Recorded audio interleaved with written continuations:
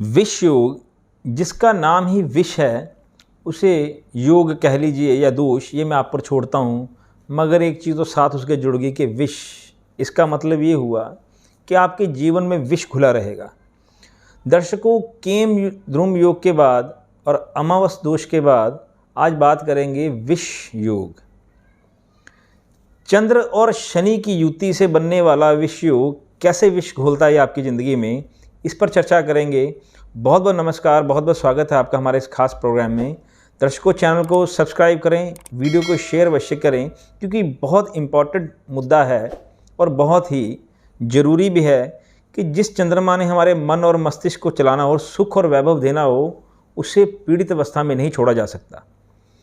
मेरे प्रियजनों, शनि के साथ जैसे ही चंद्रमा युति बनाता है जन्म कुंडली के अंदर, आप कुंडली पर भी देख सकते हैं और अपनी जन्म कुंडली अपने हाथ में पकड़िए, देखिए कहीं आपकी जन्म कुंडली के अंदर शनि और चंद्रमा किसी भी भाव में इकट्ठे तो नहीं बैठे हैं। देखिए, शनि वैसे ही नहीं संभलता और चंद्रमा के साथ बैठकर तो कैसे संभाल पाओगे।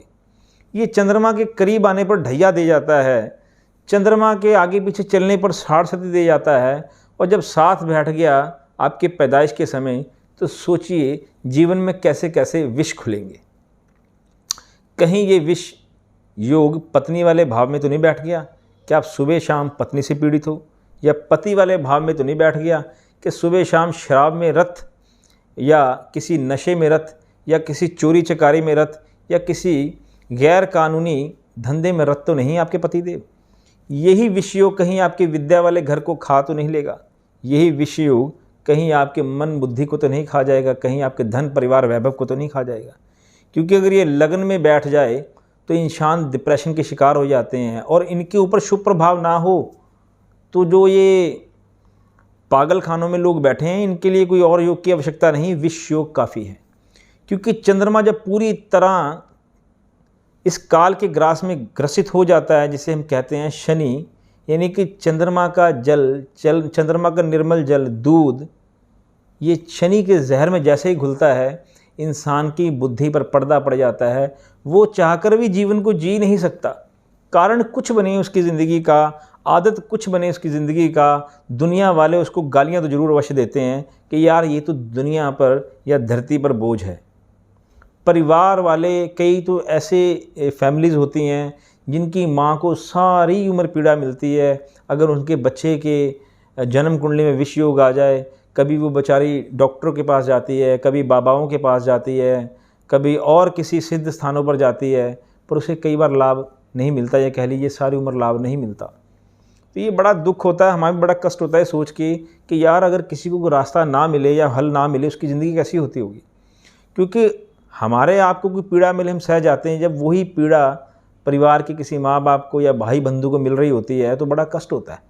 क्योंकि कई बार परिवार बड़े अच्छे होते हैं, इसमें कोई दो राय नहीं है, माँ बाप अच्छे हैं, भाई बंधु अच्छे हैं, मगर विष योग वाला इंसान अपने लिए भी और अपने परिवार के लिए भी दुख का कारण बन जाता है।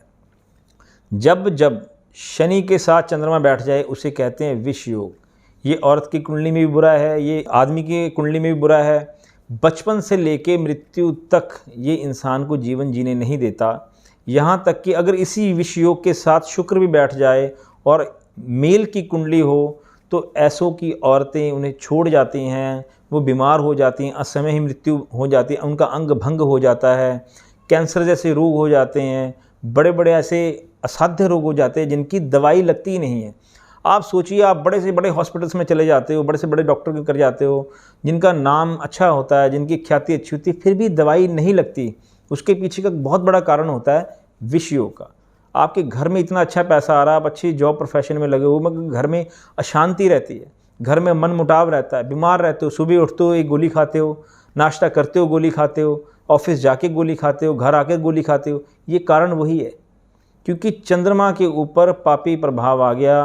अब वो विष योग का मतलब ये है कि आपकी जीवनी विष है, आपके खाने में विष है, आपकी दवाई में विष है, आपकी हवा पानी में विष है। इसलिए इस योग को भी हम बुरी श्रेणी में रखते हैं और इसका भी महा उपाय होना चाहिए। मगर जब तक उस महा उपाय तक की हम सीरीज़ पूरी नहीं कर लेते, आप तब तक इसे चंद्रमा से शनि से चंद्रमा को बचा के रखें। काले कपड़े का प्रयोग बंद कर दें। कभी भी दिन में या रात में सूखा दूध यानी कि बिना कुछ मिले दूध मत पिएं। सफ़ेद चीज़ों का दान मत करें क्योंकि चंद्रमा पहले ही कमज़ोर है। कई लोग कहते हैं जी सफ़ेद चीज़ों का दान कर दो, चंद्रमा जी पीड़ित हैं। भैया वो तो पहले ही नुकसान में हैं। इसलिए मैं कहता हूँ तथाकथित ज्योतिषियों से बचा करें। इसलिए अच्छे ज्योतिषाचार्य से अपनी कंसल्ट करवाया करें कुंडली को और जाना करें क्या होता है।